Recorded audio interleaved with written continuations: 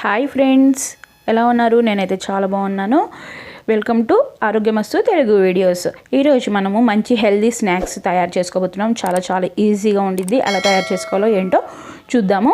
First నేను ఇట్లా గుంత పొంగనాల బాండీ పెట్టుకున్నానండి. దానికి ఆయిల్తో గ్రీజింగ్ చేసేసుకుంటున్నాను. హీట్ అయిన తర్వాత దీంట్లో నేను ఇడ్లీ పిండి తీసుకున్నానండి. మిగిలిన ఇడ్లీ పిండి ఉంటుంది కదా, ఆ ఇడ్లీ పిండి తీసుకొని కొంచెం ఉప్పు కలిపేసుకొని ఈ రకంగా మనం గుంత పొంగనాలు వేసేసుకోవాలి.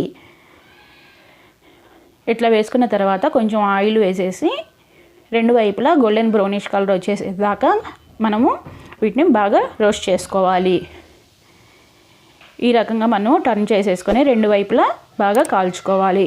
గోల్డెన్ బ్రౌనిష్ కలర్ వచ్చేసేదాకా గుంత పొంగనాలు రెడీ చేసి పెట్టుకోవాలి. ఇడ్లీ పిండితో తయారు చేసుకుంటున్నాను. ఈజీగా చాలా హెల్దీ స్నాక్స్ అనమాట. మీరు కూడా ట్రై చేయండి. తర్వాత ఇట్లా ఒక బాండీ పెట్టేసుకొని దాంట్లో ఒక 2 టేబుల్ స్పూన్స్ ఆయిల్ వేసేసుకొని హీట్ అయిన తర్వాత దాంట్లో 1 స్పూను ఆవాలు, 1 స్పూను జీలకర్ర, 1 స్పూను మినపప్పు వేసేసుకొని బాగా వేయించుకోవాలి. గోల్డెన్ బ్రౌనిష్ కలర్ వచ్చేదాకా బాగా వేయించుకోవాలి. ఇలా వేగిన తర్వాత దీంట్లో నేను ఒక ఉల్లిపాయ చిన్నగా కట్ చేసుకున్నానండి.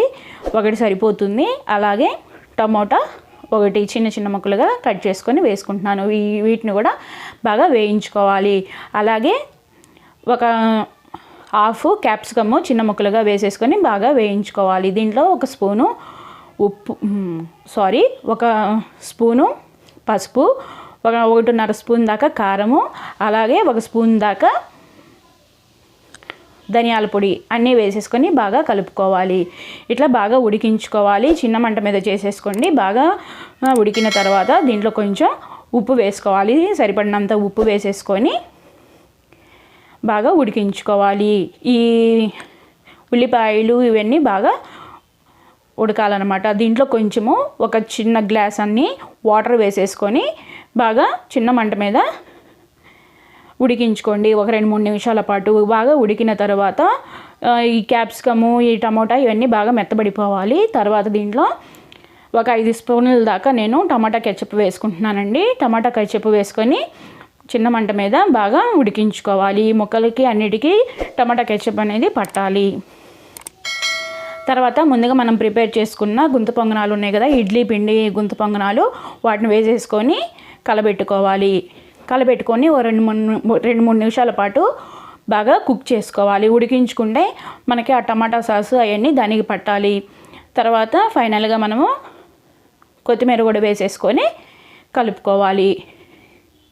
అంతేనండి. చాలా ఈజీగా సింపుల్గా ఉంటుంది. చాలా టేస్టీగా ఉండిద్ది. మీరు కూడా ట్రై చేసి చూడండి.